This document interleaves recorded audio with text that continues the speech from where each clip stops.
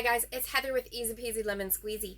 So I wasn't planning on doing a video today, but as I was cooking this, I thought, oh, this would be a great idea to do a video for. So I am like almost done making this, but I'm going to sort of catch you up to what I did just to give you the idea.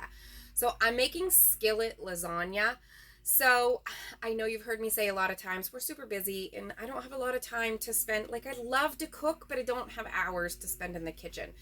Today I've been working in my garden, I've been doing laundry, I've been cleaning the kitchen, I've been redoing my pond out front, and I've been trying to get rid of slugs all day in my herb garden and in my vegetable garden. Ugh, they're making me crazy. So anyway, this is my quick lasagna version. I love lasagna. My husband loves lasagna. Everybody loves lasagna. But it's so time consuming to do all of those layers and then bake it for 60 minutes. Like, it's like a 2-hour process. Ain't nobody got time for that.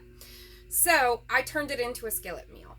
So what I did was I browned some hamburger in a pan. I seasoned it with just my staples, salt and pepper, onion powder, garlic powder, some Italian seasoning, and then, of course, I threw in some fresh garlic that I grew in my garden because, in my opinion, you can never have too much garlic. So I browned that hamburger. Once that was browned and I drained the grease off, put it back in the pan, I added in some pasta sauce.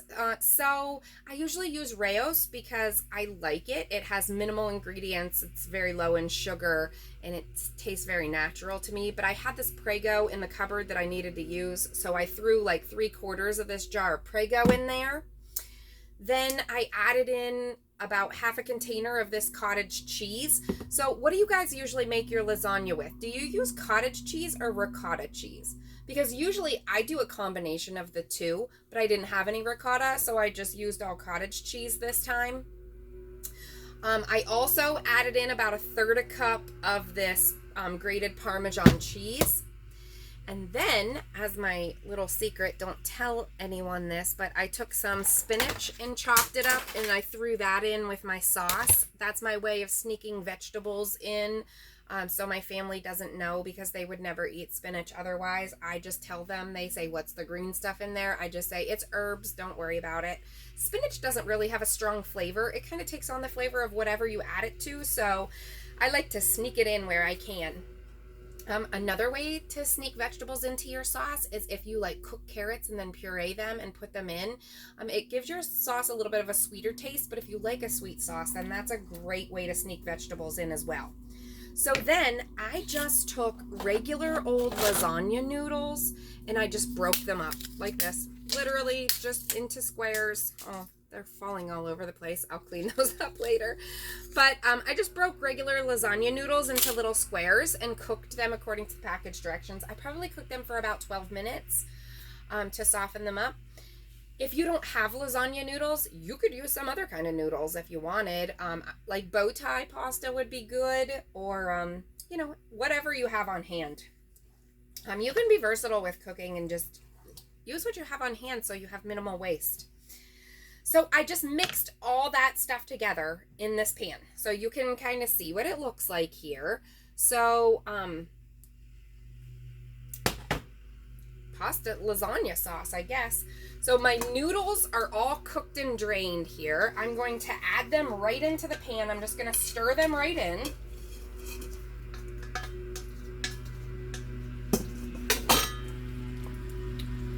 We'll get this all mixed together. And then,